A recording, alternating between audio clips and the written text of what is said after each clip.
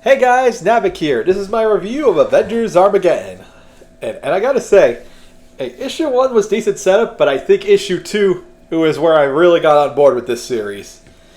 Because, this issue ramps things up, and even though I said the art was kind of out of generic earlier, one thing I do gotta admire is Sonia Obach's coloring in this issue because, it's dull, but it kind of fits the moody, tense atmosphere because, this is a comic about about a very delicate global situation and where there's a lot of countries at play, and you can definitely tell with some comments, with some stuff that the Winter Guard does, and how Ross speaks in this comic, that Zdarsky is basically letting us see some political commentary with all the subtlety of a brick, which some people will find annoying, but hey, I'm a guy who kind of enjoys that stuff. Dennis Camp's Ultimates was one of my favorite books in the last few years, so yeah. But one thing that I really came around to was the character of David Colton, because I at first didn't know where we were going with him. And people were saying he was like Marvel's new take on Superman, but honestly, with his attitude and his actions, I'd compare him more to say he's Marvel's Manchester Black, but just with Superman-like powers and looks. They even compare it to the Sentry, which, if you know anything about your Marvel comic history, that's not good. And we see this when Ross basically, he tries to put the odds in his favor, or assuming that David's a hero and stuff, and the other heroes won't go into Corellia, a city filled with people. But as we can see, David does not care. He is going full Vulturite from Invincible. Well, in terms of collateral damage. We also learned a bit more about Ross's Hulk soldiers, mainly that they don't have a healing factor, and they're far less durable than you would think a Hulk is. As they get killed real easily. Oh, and one other thing about the art page, I don't know why, but I do like how the artist draws Iron Man's armor with all the wing boosters and stuff. It's a very cool look. It adds a bit to his silhouette. But the Avengers fight Ross's forces, and Colton just beats the shit out of Ross.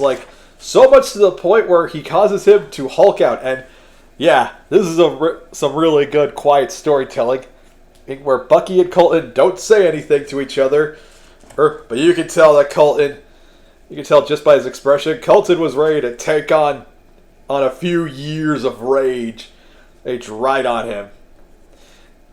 But Tony stops him because, they're superheroes. They're not police, they're not executioners, they're firefighters and rescue workers. They don't kill people. And this is where my Manchester Black comparison to Colton, and where I kind of got it from. Because Colton basically says that all those innocent people I killed, they're unfortunate, but I'll carry it with me. Which, I think that's a small comfort to the fact, or to all the people that you got reduced to mulch, whose blood I'm pretty sure you're wearing on you. That or it's Ross's. But Colton calls the heroes weak, and that they should be ashamed. Which, good news, Zdarsky, you made. If you're setting up Colton to be the villain, or at least an antagonist, you definitely made me want to root to see this guy taken down. To make matters worse, because it showed that Colton's speech kind of did get to Tony a bit, which that can't be good. The Winter Guard ended up teleporting Ross away, and they're planning on using him, probably planning on putting him in something like the Red Room. And in case you're wondering what Zdarsky was going for with this metaphor, or Crimson Dynamo outright says, as I shudder to think what Mother Russia needs from this wild bomb. It's a pretty tense situation, and the heroes technically, he did save the day, but Ross is now MIA and in the control of the Winter Guard, are no doubt going to ramp up this whole idea about regular governments kind of finally having enough of heroes, and they're probably good because I'm sure governments taking superpowered threats into their own hands into the Marvel Universe has never gone wrong before. Cough, cough, Sentinels, cough, cough. And the issue ends with a pretty ominous note, and No, because Tony ends up finding the what if machine, and that Ross was using to predict the future, and basically he continued his campaign. Hey, and yeah, I love this little reference to the Hickman era where basically Tony talks to himself and asks Ross, what did he see? Was it life or death? Which kind of echoes Jonathan Hickman's narration from the beginning of his run. One was life, one was death. So nice to know that era still has a bit of connectivity to the modern day. Okay, so yeah, that's Avengers Armageddon issue 2. Things really wrap up in this one, and I think I've been won over by David Colton as an antagonist or outright villain. We'll see where he goes. But again, I get Manchester Black vibes from him so far. I've heard some people say it kind of feels off from his previous characterization in Zdarsky's Captain America comic, but I haven't read it, so this was my introduction in a Colton.